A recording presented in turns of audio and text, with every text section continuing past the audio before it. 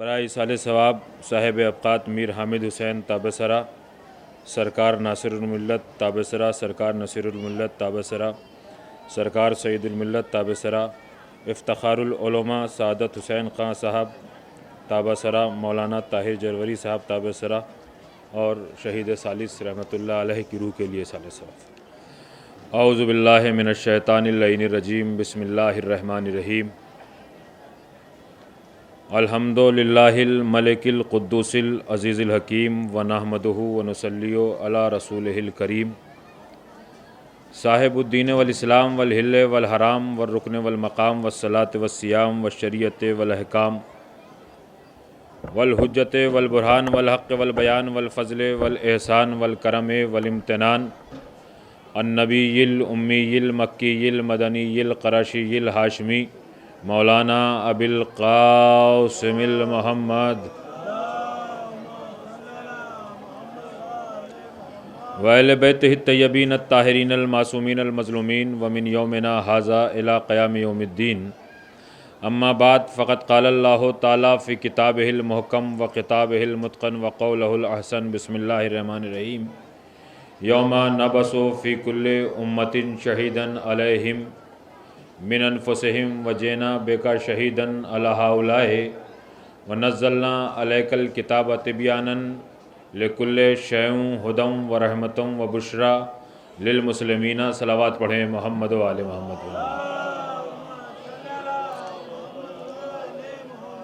بار دیگر بآواز بلند صلوات پڑھیں محمد و آل محمد پر۔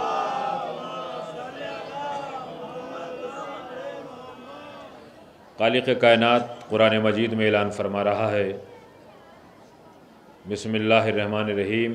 یوم نبعث فی کل امۃ شہیدا علیہم، ایک روز ایسا آئے گا کہ اللہ ہر نبی کی امت کو بلائے گا۔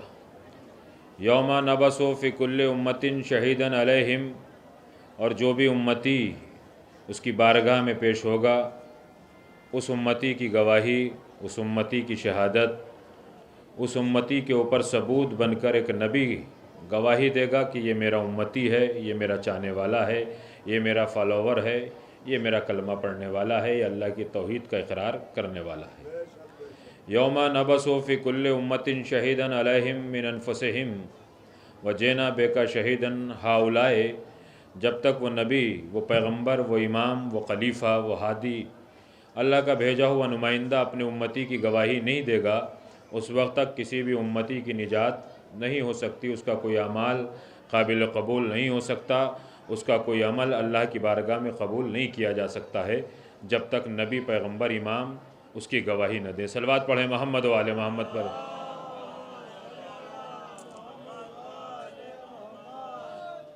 سورہ نحل کی 89 نمبر کی آیت ہے۔ سورہ نحل قرآن مجید کا مشہور و معروف سورہ ہے۔ پھر آپ کی خدمت میں ابتدائی کلمات کا ترجمہ پیش کر رہا ہوں کہ یوم نبعث فی کل امۃ شہیدا علیہم، ہر امت، ہر انسان اللہ کی بارگاہ میں پہنچے گا، اور جب وہ اپنے نامہ اعمال کو اس کی بارگاہ میں پیش کرے گا تو اس کا نبی، اس کا پیغمبر، اس کا امام، جس زمانے کا بھی امتی ہے، وہ گواہی دے گا، اور اس کی گواہی کے اوپر انحصار ہے کہ اس امتی کی نجات ہو جائے گی۔ بڑی عجیب آیت ہے، بڑی عظیم آیت ہے۔ ہر فرد بشر کے لیے ضروری یہ ہے کہ قرآن کی ایک آیت کے اوپر، قرآن کے ایک ایک جملے کے اوپر، قرآن کے ایک ایک لفظ کے اوپر اس کی نگاہ عمیق ہونا ضروری ہے۔ ارشاد ہوتا ہے کہ یوم نبعث فی کل امۃ شہیدا علیہم من انفسہم وجئنا بک شہیدا علی ہؤلاء، جب ہر امتی وہاں موجود ہوگا تو اس کی گواہی کے لیے ایک نبی کی گواہی کی ضرورت ہے، ایک امام کی گواہی کی ضرورت ہے، ایک پیغمبر کی گواہی کی ضرورت ہے۔ اور جب یہ تمام نبی امتی پہنچ جائیں گے، اس کے بعد انبیاء ہیں، انبیاء کے لیے بھی ضرورت ہے کہ ان کی بھی کوئی گواہی دے گا، ان پہ کوئی شہادت پیش کرے گا۔ جب تک ان کی شہادت کوئی نہیں دے گا تو ان کی بھی نجات نہیں ہو سکتی ہے۔ آج انسان آزاد ہے اور کہتا ہے کہ ہمارے اختیار میں ہے کہ ہماری نجات ہو جائے گی، ہمارے اعمال قبول ہو جائیں گے، لیکن قانون الہی یہ ہے کہ ہمارا ایک عمل بھی قابل قبول نہیں ہو سکتا جب تک ہمارا امام گواہی نہ دے، ہمارا نبی گواہی نہ دے، ہمارا پیغمبر گواہی نہیں دے۔ یہی بھولے بیٹھا ہے، اسی وجہ سے کہتا ہے کہ ہمارے اعمال قبول ہو جائیں گے۔ اگر انسان امام زمانہ کو حاضر و ناظر سمجھ لے،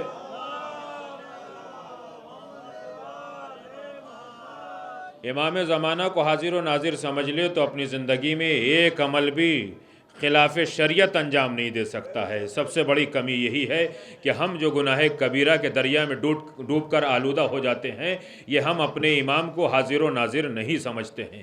قرآن کی آیت کہتی ہے کہ جب تک نبی گواہی نہیں دے گا، امام گواہی نہیں دے گا، پیغمبر گواہی نہیں دے گا، تو کسی بھی بشر کی، کسی انسان کی، پہلے آدمی سے لے کر قیامت تک کے آخری لمحے تک جو بھی انسان ہے اس کی نجات نہیں ہو سکتی ہے۔ نجات کا مطلب یہ ہے کہ بخشش نہیں ہو سکتی، اس کے اعمال قبول نہیں ہو سکتے۔ جب اعمال قبول نہیں ہو سکتے، بخشش نہیں ہو سکتی ہے، تو وہ منزل پل صراط سے پار ہو کر جنت میں نہیں جا سکتا ہے، جہنم میں نہیں جا سکتا ہے جب تک اس کی گواہی نہیں دے گا۔ تو کائنات کا ہر بشر محتاج ہے اپنے امام کی گواہی کا، اپنے نبی کی گواہی کا، اپنے پیغمبر کی گواہی کا۔ تو جب تک نبی گواہی نہ دے تو کسی امتی کی نجات نہیں ہو سکتی ہے۔ اور جب 1,23,999 نبی کھڑے ہوں گے تو اس وقت سردار انبیاء گواہی دیں گے تو ہر نبی کی نجات ہو جائے گی۔ یعنی قرآن کی آیت بتانا یہ چاہتی ہے کہ ہر بشر محتاج ہے اس بات کا، ہر انسان محتاج ہے اس بات کا، ہر امتی محتاج ہے اس بات کا کہ اس کا امام گواہی دے۔ امام گواہی نہ دے تو امتی کی نجات نہیں ہو سکتی ہے، سردار انبیاء گواہی نہ دے تو کسی نبی کی نجات نہیں ہو سکتی ہے، اور اگر غدیر کے میدان میں نبی علی کی ولایت کا اعلان نہ کرے تو نبی کی رسالت نہیں مکمل ہو سکتی ہے۔ صلوات پڑھ دے محمد و آل محمد پر۔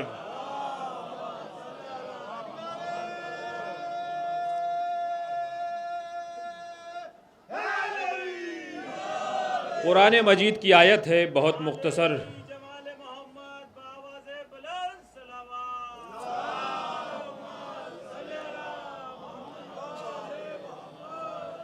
جب تک نبی گواہی نہ دے، امام گواہی نہ دے تو کسی بشر کی نجات نہیں ہو سکتی ہے۔ سردار انبیاء گواہی نہ دے تو حضرت آدم سے لے کر حضرت عیسیٰ تک کسی نبی کی نجات نہیں ہو سکتی ہے۔ قرآن مجید ہے، روایت نہیں، ذاکر کا بیان نہیں، عالم کا کہنا نہیں، کسی قلمکار کے قلم سے لکھی ہوئی گفتگو نہیں ہے۔ اور جب تک نبی اعلان نہ کرے، آئیے قرآن مجید، آپ کہیں گے کہ اس کا ثبوت کیا ہے؟ بسم اللہ الرحمن الرحیم، یا ایھا الرسول بلغ ما انزل الیک من ربک وَإِن لَّمْ تَفْعَلْ فَمَا بَلَّغْتَ رِسَالَتَهُ وَاللَّهُ يَعْصُمُكَ مِنَ النَّاسِ۔ اے میرے پیغمبر پہنچا دو اس پیغام کو، اگر تم نے یہ نہ پہنچایا تو گویا رسالت کا کوئی کام انجام نہیں دیا ہے۔ تو علی کی ولایت کے اوپر نبی کی رسالت رک گئی ہی ہے، تو جب تک علی کی ولایت کا اعلان نہیں ہوا ہے۔ قرآن مجید کی آیت کا دوسرا پیراگراف، دوسرا حصہ، اسی آیت کو جو میں نے آپ کی خدمت میں عرض کیا ہے، وَنَزَّلْنَا عَلَيْكَ الْكِتَابَ تِبْيَانًا لِكُلِّ شَيْءٍ وَهُدًى وَرَحْمَةً وَبُشْرًى لِلْمُسْلِمِينَ۔ ہم نے جو قرآن مجید نازل کیا ہے، جسے 5-6 برس کا بچہ اپنے ہاتھوں پہ اٹھا لیتا ہے، جس میں 6,666 آیتیں ہیں، جس میں 558 رکوع ہیں، جس میں 30 پارے ہیں، جس کے 2,67,053 حروف ہیں، جسے آپ بہت آسان سمجھتے ہیں، اپنی طاق میں رکھ دینے کے بعد یہ سوچتے ہیں کہ یہ ہمارے کام آئے یا نہ آئے، مگر طاق کی زینت بنا ہوا ہے، سیف کی زینت بنا ہوا ہے، الماری کی زینت بنا ہوا ہے، اس قرآن کے لیے ارشاد ہوتا ہے وَنَزَّلْنَا عَلَيْكَ الْكِتَابَ تِبْيَانًا۔ یہ قرآن مجید جس میں کائنات کی ہر شے کا علم ہے، یہ جو قرآن مجید ہے اس میں کائنات کی ہر شے کا علم ہے، جو تمہارے ذہن میں نہیں آ سکتا وہ بھی قرآن کے اندر ہے، اور جو تمہارے ذہن میں آ جائے وہ بھی قرآن کے اندر ہے۔ یہ قرآن کی فصاحت ہے۔ وَنَزَّلْنَا عَلَيْكَ الْكِتَابَ تِبْيَانًا لِكُلِّ شَيْءٍ، ہدًى، قرآن ہدایت ہے، وَرَحْمَةً، قرآن رحمت ہے، وَبُشْرًى، قرآن بشارت ہے۔ اس آیت کے اوپر گفتگو ہو رہی ہے، اور اس آیت کے اندر پروردگار عالم نے اپنے قرآن مجید کی 4 صفتیں پیش کی ہیں۔ قرآن کون؟ جس کے اندر سارا علم، ابتدا سے انتہا، آغاز سے انجام، ذرہ ذرہ ہر شے کا تذکرہ قرآن کے اندر ہے۔ یہ ہماری کم علمی ہے کہ قرآن ہماری سمجھ میں نہیں آتا ہے۔ قرآن مقید نہیں ہے، بلکہ قرآن کے اندر ہر شے کا بیان ہے۔ پہلی صفت جہاں ہر شے کا علم وہ قرآن، دوسری صفت قرآن ہدایت، تیسری صفت قرآن رحمت، چوتھی صفت قرآن بشارت۔ قرآن کیا ہے؟ 6,666 آیتیں، 558 رکوع، 30 پارے، چھوٹا سا بچہ اٹھا لیتا ہے۔ قرآن چھوٹا سا بچہ اٹھا لیتا ہے، لیکن قرآن اتنا ہلکا نہیں کہ جسے چھوٹا سا بچہ اٹھا لے، بلکہ قرآن کی طاقت کا تو عالم یہ ہے کہ اگر پہاڑ پر آ جائے تو پہاڑ ریزہ ریزہ ہو جائیں، پہاڑ ٹکڑے ٹکڑے ہو جائیں۔ یہ ہم اٹھا لیتے ہیں لفظوں کی شکل میں، مگر 4 صفتیں سارا علم قرآن کے اندر، قرآن رحمت، قرآن بشارت، قرآن ہدایت۔ ایک طرف قرآن مجید جو قرآن صامت ہے، بولتا نہیں ہے، دوسری طرف قرآن ناطق جو ہر وقت بولتا ہے، ممبر پہ آتا ہے تو کہتا ہے جو چاہے معلوم کر لو، جو چاہے پوچھ لو، جو چاہے معلوم کر لو۔ تو قرآن کی پہلی صفت یہ ہے کہ ہر شے کا بیان قرآن کے اندر ہے، سارے کا سارا علم قرآن کے اندر ہے۔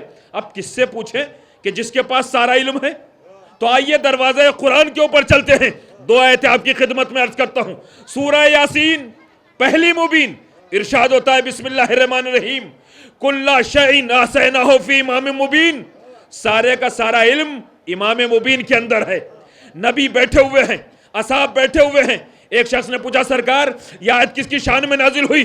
مولا کائنات مسجد میں داخل ہوئے، نبی نے علی کے شانے کے اوپر ہاتھ رکھا، کہا دیکھئے امام مبین ہے، یہ امام مبین ہے، سارا علم علی کے اندر ہے۔ اب آئیے نبی کون ہے؟ سورہ جمعہ بسم اللہ الرحمن الرحیم دوسری آیت، هو الذی بعث فی الامیین رسولا منہم یتلو علیہم آیاتہ ویزکیہم یعلمہم الکتاب والحکمہ، میرا پیغمبر وہ ہے جو کتاب و حکمت کی تعلیم دیتا ہے، جو کتاب و حکمت کی تعلیم دیتا ہے۔ اگر سارا علم علی کے پاس تو سارا علم میرے نبی کے پاس، تو قرآن صامت، قرآن ناطق دونوں برابر، ایک صفت میں دونوں برابر۔ دوسری صفت قرآن بشارت ہے۔ بشارت کسے کہتے ہیں؟ عربی کا لفظ ہے، بشارت کہتے ہیں خوشخبری کو، خوشخبری کو، اچھے پیغام کو بشارت کہتے ہیں، لیکن خوشخبری دینے والے کو مبشر کہتے ہیں، جو بشارت آ کے دیتا ہے، خوشخبری پہنچاتا ہے۔ اب آئیے قرآن سے معلوم کریں کہ اگر قرآن بشارت تو مبشر کون ہے؟ آواز دی پروردگار عالم نے بسم اللہ الرحمن الرحیم وما ارسلناک الا مبشرا ونذیرا وداعیا الی اللہ باذنہ سراجا منیرا، میرا پیغمبر وہ ہے جسے میں نے رسول بنا کے بھیجا، مبشر بنا کے میں نے بھیجا، سراج منیر میں نے بنا کے بھیجا، نذیر میں نے بنا کے بھیجا، ساری صفتیں دے کر بھیجا۔ اگر قرآن بشارت، نبی مبشر، قرآن علم، نبی عالم۔ تیسری صفت قرآن ہدایت، قرآن ہدایت ہے، ہادی نہیں ہے۔ سورہ شورى 52 نمبر کی آیت، اور یہ آیت مسلسل قرآن میں میرے نبی کے لیے کئی مقامات پہ آئی ہے۔ سورہ توبہ میں بھی ہے، سورہ شورى میں بھی ہے، مگر سورہ توبہ سے کوٹ کر رہا ہوں۔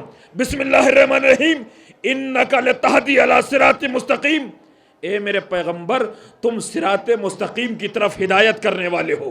یعنی قرآن ہدایت، نبی ہادی، قرآن بشارت، نبی مبشر، قرآن علم، نبی عالم، تینوں صفتوں میں جو مرتبہ میرے نبی کا وہ مرتبہ میرے قرآن کا، جو مرتبہ قرآن کا وہ مرتبہ نبی کا۔ لیکن آپ کی خدمت میں ایک جملہ عرض کرنا ہے۔ سورہ نحل کی آیت بسم اللہ الرحمن الرحیم نزلنا علیک الکتاب تبیانا لکل شیء ھدی ورحمۃ وبشریٰ للمسلمین، قرآن رحمت مسلمانوں کے لیے، قرآن بشارت مسلمانوں کے لیے، قرآن ہدایت مسلمانوں کے لیے، قرآن علم مسلمانوں کے لیے اس آیت میں۔ لیکن جب رحمت کی بات آئی تو میرے نبی کو لامحدود بنا کے پیش کیا، آواز دی وما ارسلناک الا رحمۃ للعالمین۔ صلوات پڑھ دے محمد و آل محمد پر۔ اب نبی کی رحمت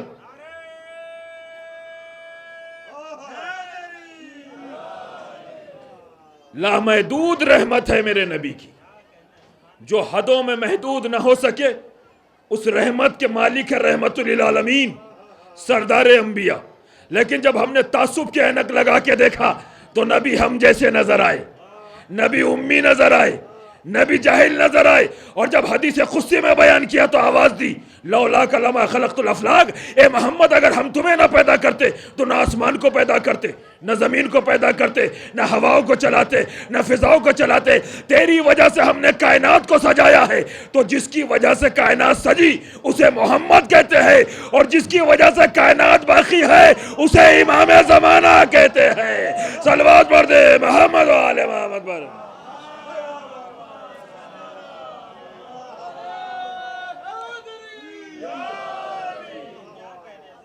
جس کی وجہ سے کائنات کو سجایا وہ آخری نبی ہیں، اور جس کی وجہ سے باقی ہے وہ آج پردہ غیب میں بیٹھا ہوا ہے۔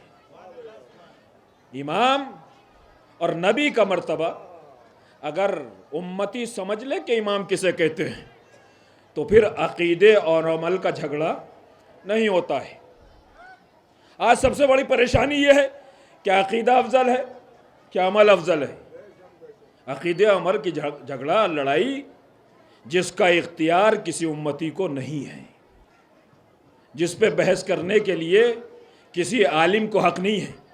کیوں؟ جس گھر سے عقیدہ آیا اسی گھر سے عمل آیا ہے، جس گھر سے عمل آیا اسی گھر سے عقیدہ آیا۔ ایک بہت چھوٹی سی بات آپ کی خدمت میں عرض کر رہا ہوں، دنیا میں کوئی بھی شیعہ نہیں ہو سکتا ہے جب تک ولایت علی بن ابی طالب کا اقرار نہ کرے۔ اس وقت تک کوئی شیعہ نہیں ہو سکتا ہے کہ جب تک ولایت علی بن ابی طالب کا اقرار نہ کرے۔ لوگ کہتے ہیں کہ نماز افضل کہ عقیدہ افضل، عمل افضل کہ عقیدہ افضل۔ کسی کو اختیار نہیں ہے کہ عقیدے کو مفضول کہے، عمل کو افضل کہے، عمل کو افضل کہے اور عقیدے کو مفضول کہے۔ 5 وقت مؤذن گلدستہ اذان کے اوپر جاتا ہے، یہ سامنے پریکٹیکل کی بات ہے۔ عقیدہ کیا ہے، عمل کیا ہے، عمل کیا ہے، عقیدہ کیا ہے۔ جس گھر سے عقیدہ ملا اسی گھر سے عمل ملا، جس گھر سے عمل ملا اسی سے عقیدہ ملا۔ مؤذن گلدستہ اذان پہ جاتا ہے، جا کے بعد اذان کہتا ہے، سب سے پہلے تکبیر اللہ اکبر، جب 4 مرتبہ کہہ دیتا ہے تو اس کے بعد کہتا ہے اشہد ان لا الہ الا اللہ، اس کے بعد کہتا ہے اشہد ان محمد الرسول اللہ، اس کے بعد کہتا ہے اشہد ان امیر المومنین و امام المتقین علی حجت اللہ، اس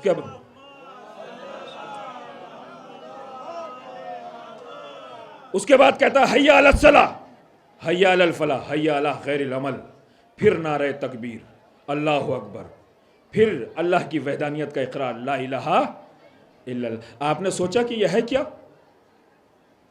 یہ مؤذن جو پکار کے کہتا ہے یہ کسے بلا رہا ہے، کیا سنا رہا ہے؟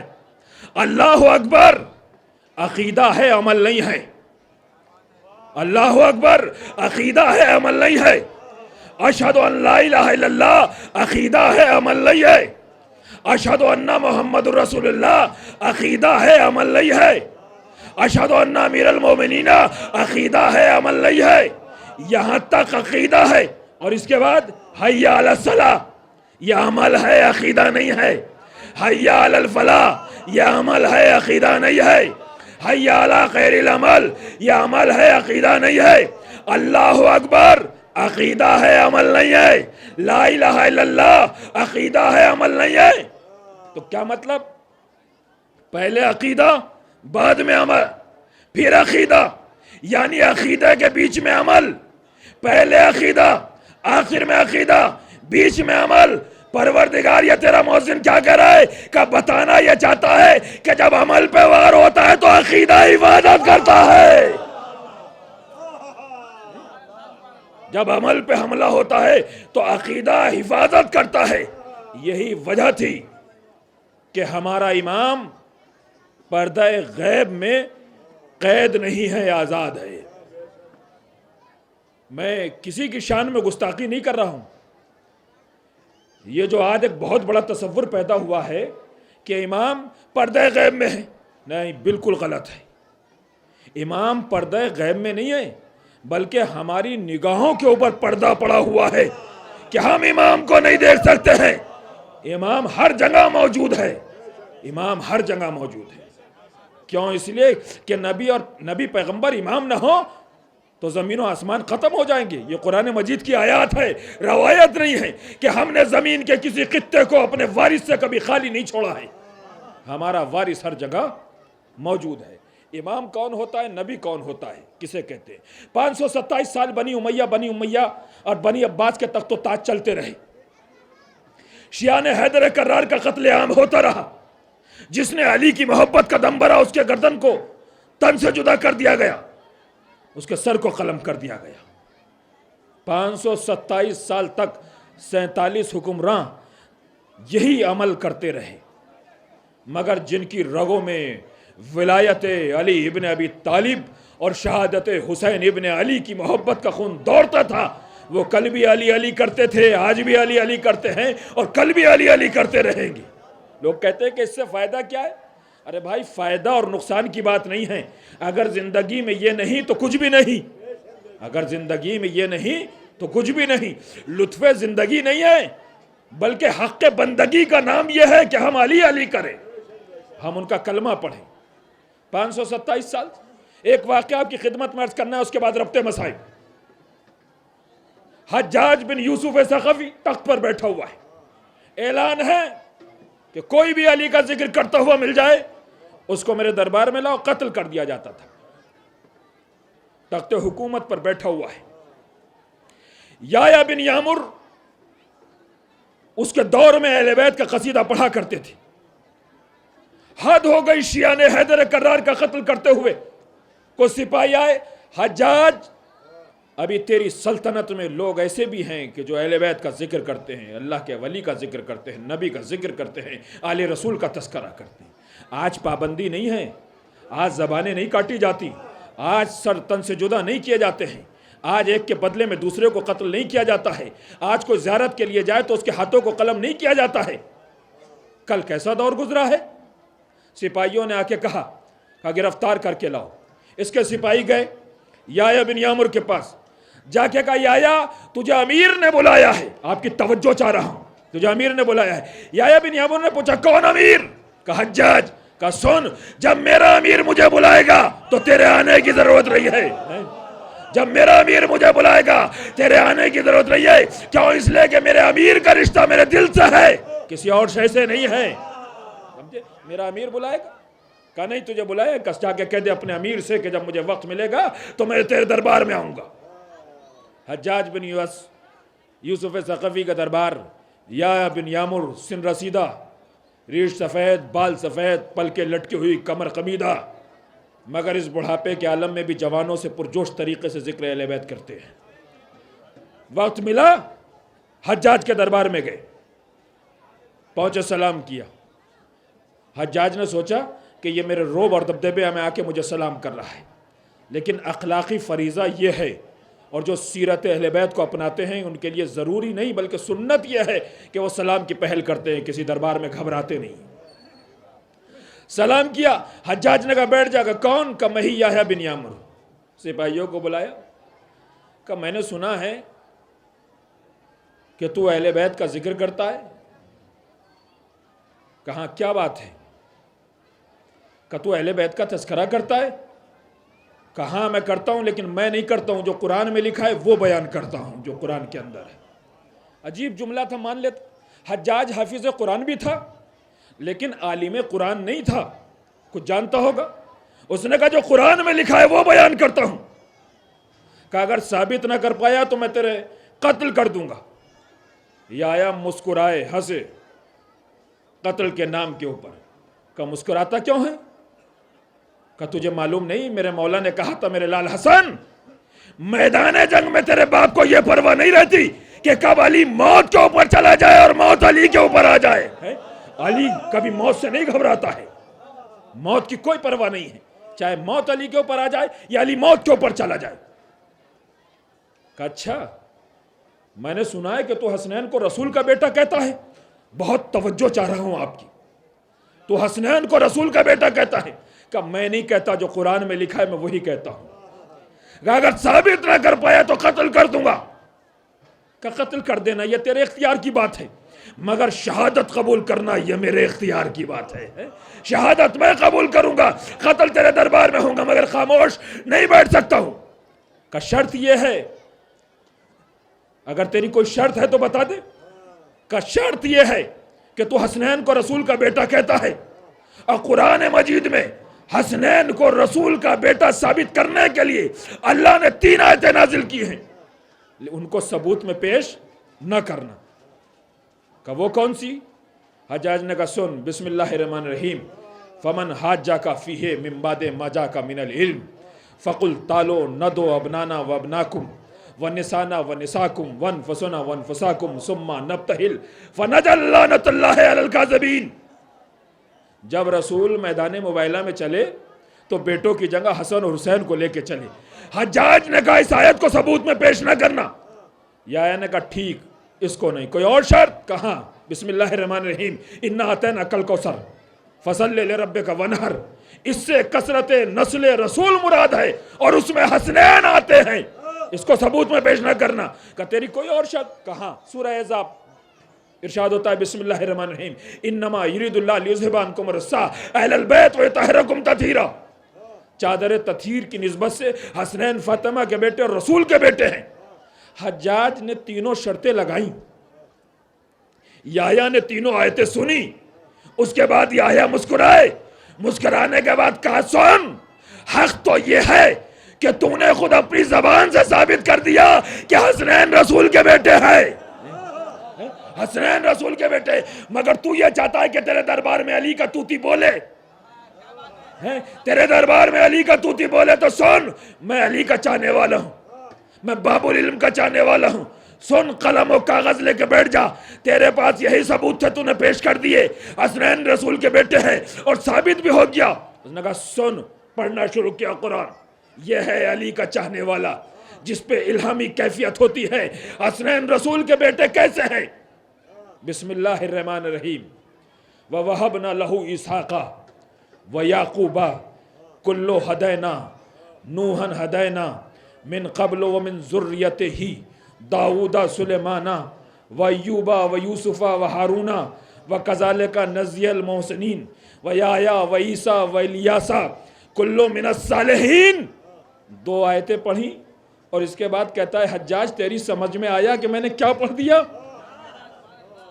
تیری سمجھ میں آیا کہ میں نے کیا پڑھ دیا؟ کیا بتایا آیا کہ سن، میرا تجھ سے ایک سوال ہے، یہ بتا وَوَهَبْنَا لَهُ إِسْحَاقَ وَيَعْقُوبَ كُلٌّ هَدَيْنَا، اس آیت میں جو یہ ذریت چلی، یہ نسل چلی ہے کس کی؟ کہ ابراہیم کی۔ کہ اسحاق کون؟ ابراہیم کی ذریت۔ یحییٰ کون؟ ابراہیم کی ذریت۔ یہ سارے نبی کون؟ کہ ابراہیم کی ذریت۔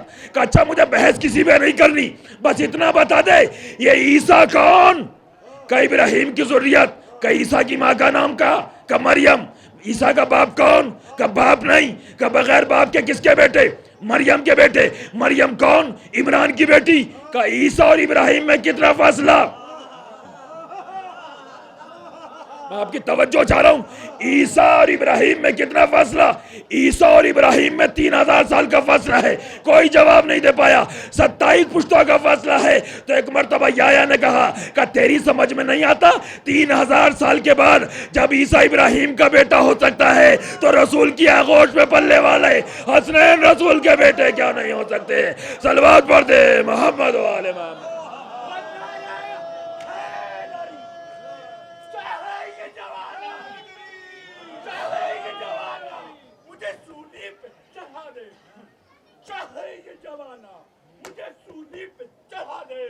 مگر دل یہی کہے گا حیدر کا نعرہ ابھی اور لگا دے، نعرہ حیدری۔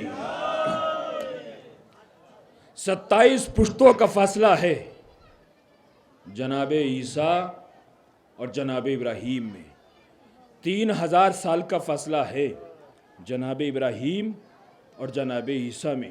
یہ قرآن کہتا ہے کہ رسول جناب ابراہیم کے بیٹے ہیں جناب عیسیٰ، تو حسنین رسول کے بیٹے کیوں نہیں ہو سکتے ہیں؟ بنی امیہ بنی عباس کے تخت و تاج چلتے رہے، حجاج بن یوسف ثقفی نادم ہو گیا، اس لیے کہ عالم ہونا اور بات ہے اور اس کے اوپر صرف رٹ لینا اور بات ہے۔ لغت میں 2 لفظ ہیں، ایک جہالت اور ایک جاہلیت۔ جہالت کہتے ہیں نہ جاننا اور جاہلیت کہتے ہیں جاننے کے بعد نہ ماننا۔ جتنے بھی دشمن اہل بیت گزرے ہیں یہ جاہل نہیں ہے بلکہ جاہلیت کے شکار تھے، جانتے تھے مگر نہیں مانتے تھے کہ مرتبہ اہل بیت کیا ہے، رسول کا مرتبہ کیا ہے۔ اہل بیت کی قربانیاں، امام حسین کی شہادتیں ہمارے سامنے ہیں۔ بہت مختصر مجلسیں ہیں، مالی مجلس بھی یہی ہے کہ 2 آنسو نکل جائیں اس کے غم میں کہ جس کی صف عزا بچتی ہے۔ ایک شہید کی بارگاہ میں آپ تشریف لائے ہیں، شہید کا مرتبہ بہت بلند ہوتا ہے۔ دنیا کے جتنے شہید ہیں ان سب شہیدوں کے سردار سید الشہداء امام حسین علیہ السلام، یہ عزاداری، یہ ذکر ہمارے درمیان بڑی محنتوں کے ساتھ اور بڑی مشقتوں کے بعد پہنچا ہے۔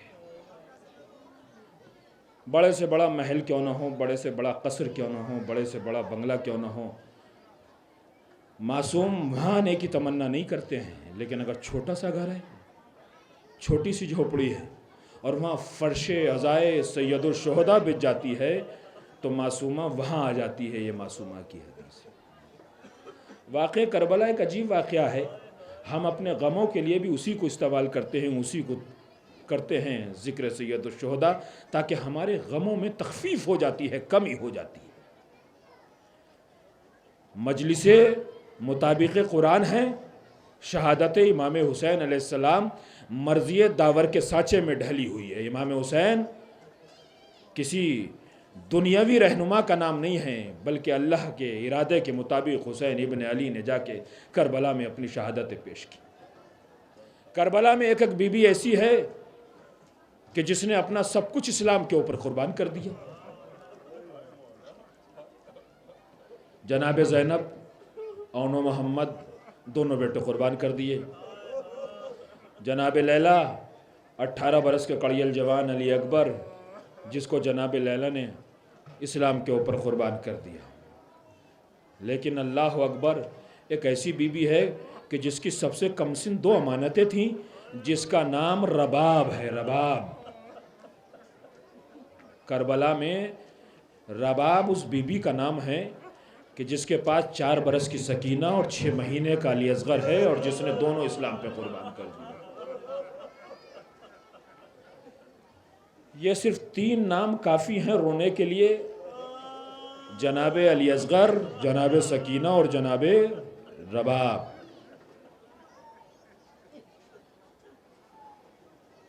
جناب علی اصغر کی جب ولادت ہو گئی تو اس سے پہلے جناب سکینہ اپنی مادر گرامی کے پاس سویا کرتی تھی، لیکن جب ولادت جناب علی اصغر ہوئی تو اس کے بعد سے جناب سکینہ اپنے باپ امام حسین علیہ السلام کے پاس سینے پہ سویا کرتی تھی۔ 4 برس کی بچی اور 6 مہینے کا بچہ ایک جھولے میں ہے، دوسرا گھٹیوں سے چلنا سیکھا ہے، جس کا نام سکینہ ہے۔ اور دونوں امانتیں، ایک 10 محرم عصر عاشور جناب علی اصغر اور جناب سکینہ، کربلا سے لے کے شام و کوفے کی مسابتیں اتنی طے کی، اتنی مصیبتیں اٹھائیں کہ کون بیان کر سکتا ہے جناب سکینہ کی اسیری کو۔ علامہ دربندی لکھتے ہیں کہ جناب زینب جب اس قافلے کو لے کے چلتی تھی اور یہ قافلہ چلتا رہتا تھا تو شہزادی زینب جب خاک پہ بیٹھ جاتی تھی تو اپنے حسین کا ماتم کیا کرتی تھی۔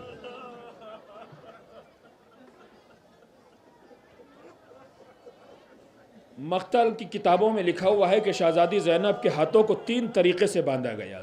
بی بی زینب کے ہاتھوں کو پس گردن زینب کے ہاتھوں کو باندھا گیا، پس پشت زینب کے ہاتھوں کو باندھا گیا، اور بی بی زینب کے ہاتھوں میں رسند باندھی گئی تھی۔ زیارت نائیہ میں امام زمانہ ارشاد فرماتے ہیں کہ سلام جدہ ماجدہ جناب زینب پر کہ جس نے شام و کوفہ کی مسافت کو حالت رکوع میں طے کیا ہے، رکوع میں چلا کرتی تھی۔ کسی نے سید سجاد امام زین العابدین سے معلوم کیا مولا آپ کی دادی حالت رکوع میں کیوں مسافت طے کرتی تھی؟ تو چوتھے امام نے جواب دیا تجھے نہیں معلوم، زینب کے ایک بازو میں رسن تھی، سکینہ کا گلا تھا، دوسرے بازو میں رسن تھی، باقر کا گلا تھا۔ جب زینب کھڑا ہونا چاہتی تھی تو کبھی سکینہ گلے کو پکڑ کے کہتی تھی پھوپھی اماں میرا گلا گھٹ گیا ہے، کبھی باقر گلے کو پکڑ کے کہتے تھے پھوپھی اماں میری جان نکلی۔ شہزادی زینب شام و کوفہ کی مسافتوں کو طے کرتے ہوئے رسن بستہ چلی ہے۔ کیسے شام و کوفہ کی مسافت کو طے کیا؟ علامہ دربندی لکھتے ہیں کہ شہزادی زینب خاک پہ بیٹھ کے جب ہائے حسین کہہ کے روتی تھی تو ظالم تازیانے لگاتا تھا، درے لگاتا تھا۔ زینب کی آوازیں دھیمی ہو جاتی تھی اور زینب ماتم کر کے روتی تھی تو ظالم درے اور تازیانے لگاتے تھے. تو زینب ایک مٹھی خاک اٹھاتی, ہاتھ کے اوپر رکھتی, لکھتی ہائے حسین, مظلوم حسین, پیاسے حسین.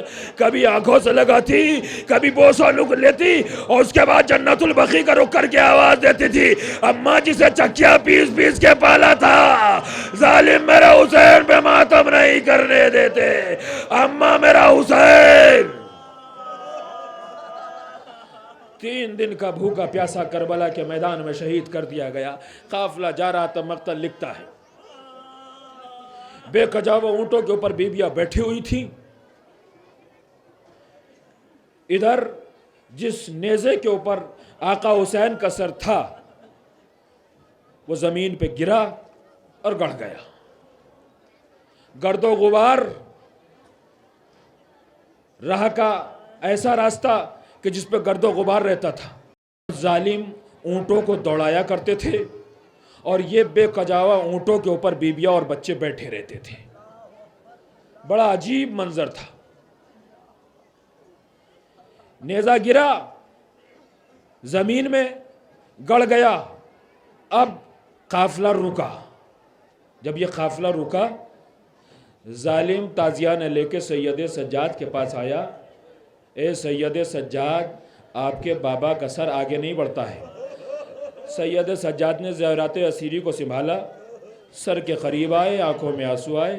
پوچھا بابا کیا بات ہو گئی, کوئی غلطی ہو گئی؟ کہ نہیں سید سجاد, اپنی ماں سے جا کے معلوم کرو, میری امانت سکینہ راستے میں گر گئی ہے. میری امانت سکینہ راستے میں گر گئی ہے. 4 برس کی بچی نے کتنی مصیبتیں اٹھائیں, کیا تصور کر سکتے ہیں آپ؟ صرف سکینہ کا نام لے کے رونا ہی کافی ہے. 4 برس کی بچی ہے جو ماں کی آغوش سے گر گئی. ماں بے کجاوا اونٹوں کے اوپر ہے جو ماں اپنے بچے کو نہیں سنبھال سکتی ہے, یہ اس حالت میں ہے. جب سکینہ کی تلاش میں سید سجاد چلے تو ایک بی بی ہے جس کی آغوش میں سکینہ ہے. لیکن جیسی سکینہ ماں کی آغوش سے زمین کے اوپر آئی, یہ بی بی قافلے کے پیچھے پیچھے چلتی رہتی تھی. ایک جملے کے لیے میں زحمت دے رہا ہوں آپ کو. اس بی بی نے اٹھایا, سکینہ کو اپنی آغوش میں بٹھایا, پیار کرنا شروع کیا. تو ایک مرتبہ سکینہ نے پلٹ کے سوال کیا تھا, ذرا اتنا تو بتا دو کہ آپ ہیں کون جو مجھ سے اتنا پیار کر رہی ہیں؟ ابھی تک راستے میں کسی نے میرے سر پہ ہاتھ نہیں پھیرا, کسی نے مجھ سے پیار نہیں کیا ہے, کسی نے دشت شفقت نہیں پھیرا ہے. سکینہ بار بار سوال کرتی تھی, کوئی جواب نہیں آتا تھا. کہ نہیں, ہم یتیموں سے پیار کرتے ہیں, ہم غریبوں سے پیار کرتے ہیں, ہم بے کسوں سے پیار کرتے ہیں. ادھر بی بی سکینہ کا اصرار پڑا. ایک مرتبہ سکینہ نے کہا, اے بی بی تجھے میری یتیمی کا واسطہ, ذرا اتنا بتا دے آپ ہے کون؟ کہ تو نے مجھے پہچانا نہیں؟ کہ نہیں.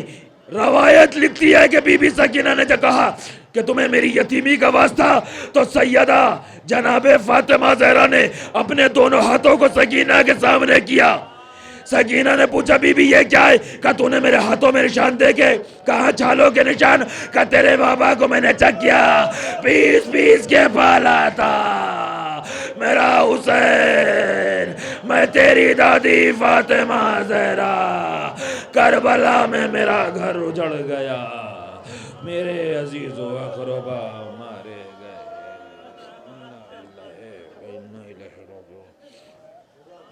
بقضاء تسلیما لامر. اللهم اغفر للمؤمنین والمؤمنات والمسلمین والمسلمات الاحیاء منهم والاموات, تابع بیننا وبینهم بالخیرات, انک مجیب الدعوات وانک علی کل شیء قدیر.